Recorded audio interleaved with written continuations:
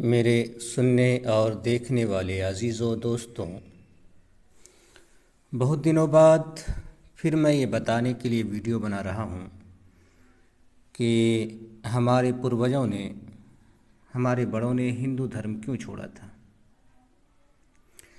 ये बात सच है कि हमारे आबा व अजदाद एक ज़माने में राह हक़ से भटक गए थे और कई सदियों तक भटके रहे। पर क्या वो हिंदू थे? तो अक्सर लोगों का यही कहना है कि वो हिंदू थे, पर हकीकत यह है कि हिंदू धर्म नाम की कोई चीज़ दुनिया में उस ज़माने में नहीं थी।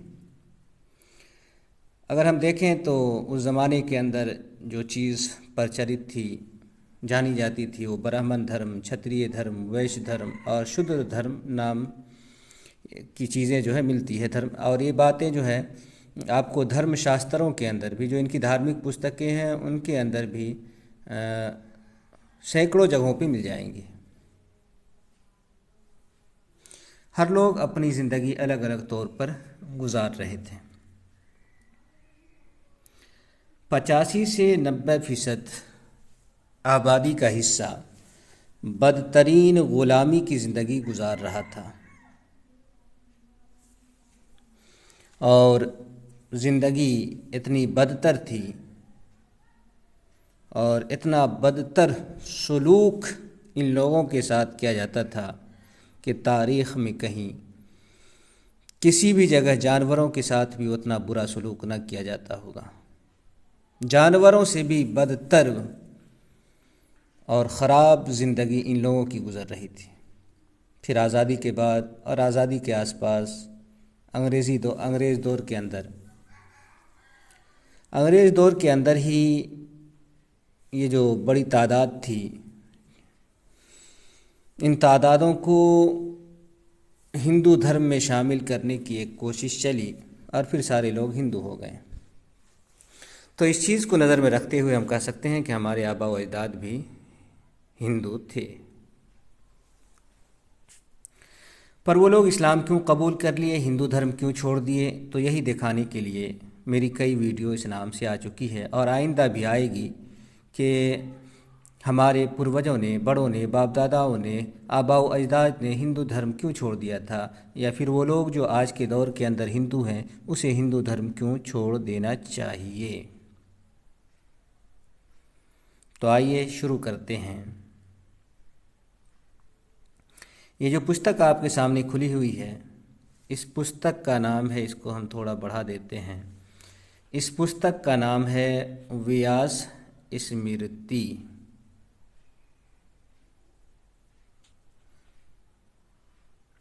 व्यास जी कौन है ये बताने की ज़रूरत नहीं है, सब जानते हैं। सारे हिंदू चाहे वो देवता को के नाम जानते हो या ना जानते हो, लेकिन व्यास जी के नाम को ज़रूर जानते हैं। कारण ये है कि सनातन धर्म की बुनियाद न महादेव पे कायम है, न विष्णु पे कायम है, न ब्रह्मा पे कायम है, न किसी देवी देवता पे कायम है। पूरे धर्म की बुनियाद देखा जाए तो व्यास पर है। अगर व्यास को हटा दिया जाए तो धर्म ही ख़त्म हो जाएगा। ये है व्यास जी। और व्यास जी पर मेरी वीडियो आ चुकी है, जिसको देखना हो देख सकें। बड़ी मज़ेदार है और गजब की कहानी जिसको बोलते हैं ना, वो कहानी है व्यास जी की पैदाइश के मुतालिक में। तो ठीक है, आइए हम अब कुछ इस पुस्तक से पढ़ते हैं, फिर आप ख़ुद फैसला कर लें कि जो लोग हिंदू हैं क्या उन्हें हिंदू धर्म में रहना उनके लिए सही होगा या हिंदू धर्म छोड़ देना उन लोगों के लिए सही होगा। मैं ज़्यादा नहीं, बात लंबी हो गई है, वीडियो लंबी नहीं बनानी है। 5-6 मंत्र पढ़ूँगा, फिर आप समझ जाएंगे।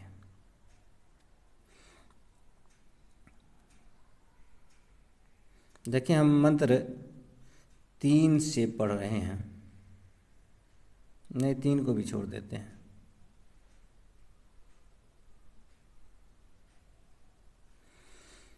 इसको भी छोड़ देते हैं। हम सिर्फ 3 मंत्र 5, 6, 7, 8 4 मंत्र पढ़ते हैं। यहाँ देखिए लिखा है कि ब्राह्मण, क्षत्रिय और वैश्य ये तीनों वर्ण द्विज जाति दो दो जन्मों वाले कहे जाते हैं और श्रुति, स्मृति और पुराणों में वर्णित धर्मों के योग्य हैं, अन्य अर्थात शूद्र नहीं। बात समझ में आ गई होगी कि ब्राह्मण, क्षत्रिय, वैश्य इसको द्विज जाति, ऊंची जाति का बताया जाता है। कारण क्या है कि इसका दो जन्म होता है। दो जन्म इस तरह से होता है कि एक तो पैदाइशी तौर पर जन्म होता है और दूसरा जात कर्म होता है, जो उसकी एक उम्र है कि ब्राह्मण 8 साल 9 साल, उसके बाद जो है क्षत्रिय 12 साल या इसी तरह से है, और वैश्य 15 साल में वो अपना एक कर्म होता है जिसमें धागा उगा पहनाया जाता है। तो इस वजह से इसको दो जन्म कहा गया। वो धागा और वो कर्म जो है शूद्र का नहीं होता है, तो इस कारण से जो है वो शूद्र अलग है। और नीचे क्या है कि स्मृति के अंदर या श्रुति कहते हैं वेद को, वेद के अंदर या स्मृति जो ये है, स्मृति के अंदर या पुराण जो कहानी की पुस्तकें हैं उसके अंदर जितनी भी चीज़ें जिक्र की गई हैं उन चीज़ों के जो है यही लोग योग्य हैं। यानी ये उस रास्ते पर जो धर्मशास्त्रों के अंदर जो बातें लिखी हुई हैं उन बातों पर अमल ऊंची जाति के लोग ही करेंगे, अन्य लोग यानी कि यहाँ बताया कि शूद्र नहीं कर सकते हैं। तो फिर शूद्र हिंदू कैसे हो गए? किसी के पास मक्खी के पर के बराबर भी अकल होगी, अगर उसकी परवान गोबर और मूत पी करके ना हुआ होगा तो वो समझ सकता है कि फिर शूद्र हिंदू कैसे हो गया। जब वो धर्म में लिखी हुई, धार्मिक पुस्तकों में लिखी हुई बातों पर चल ही नहीं सकता है तो फिर वो हिंदू कैसे है? तो हिंदू क्यों है? इस वजह से है कि वो हिंदुओं की गुलामी करेगा।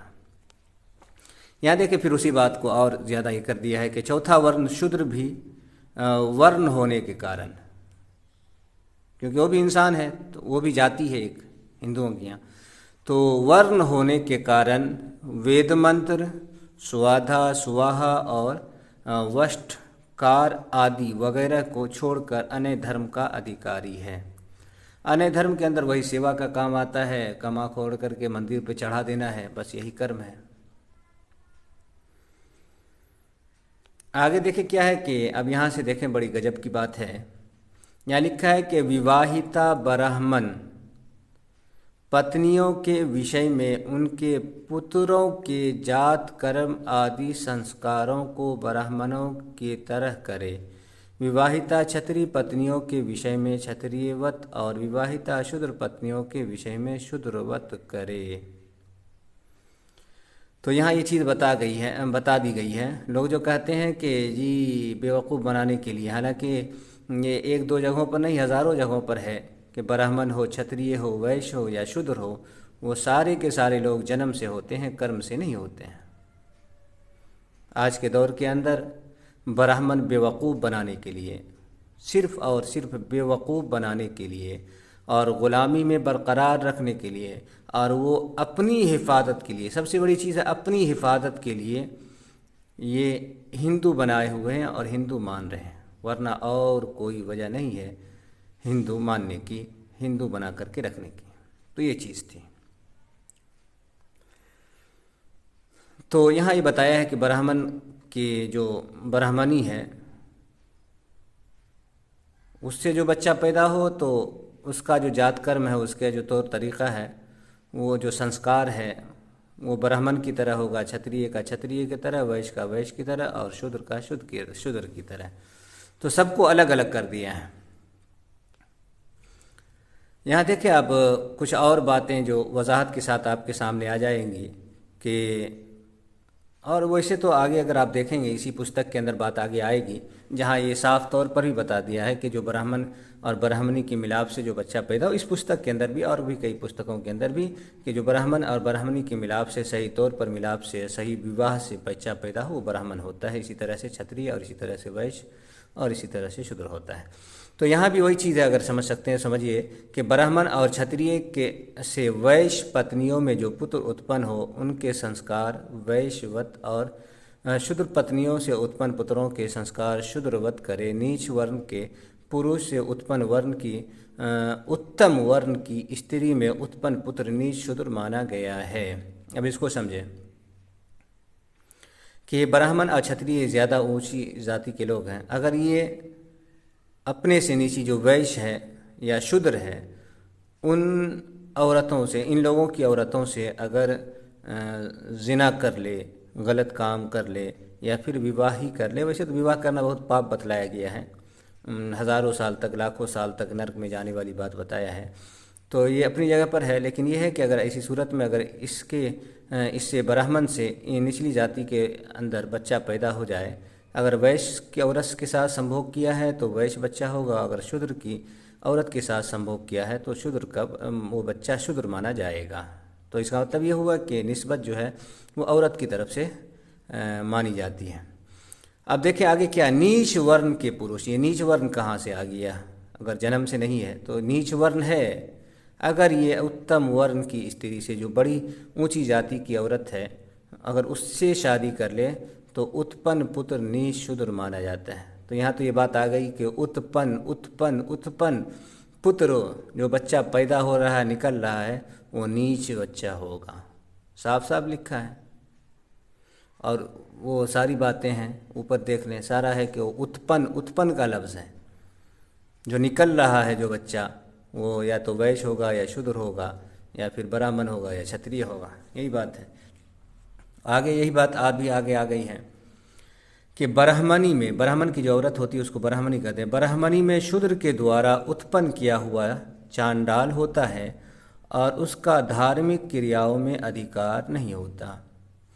तो आपको बता दें कि चांडाल जो है वो शूद्र से भी नीचे है, वो जाति से बाहर है। मनु ने उसको पांचवी जाति के अंदर शामिल किया, कहीं कहीं पांचवी जाति के अंदर शामिल किया, कहीं वो चौथी जाति के अंदर ही आ जाता है, यानी शूद्र में चांडाल भी आ जाता है।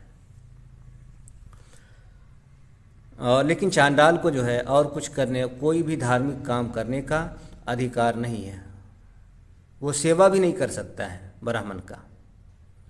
जैसे है कि शूद्र है वो सेवा है, उसका धर्म सेवा करना है, गुलामी करना है, खिदमत करना है, कामकाज कर देना है, सब कुछ कर देना है। लेकिन ये इतना अपवित्र होता है कि धर्मशास्त्र के अंदर आया है कि चांडाल अगर किसी दरख्त के साए में बैठा हो और ब्राह्मण भी बैठा हो तो ब्राह्मण अपवित्र हो जाएगा। एक दरख्त पर ब्राह्मण बैठा हो, उस दरख्त को छू ले चांडाल तो ब्राह्मण अपवित्र हो जाएगा।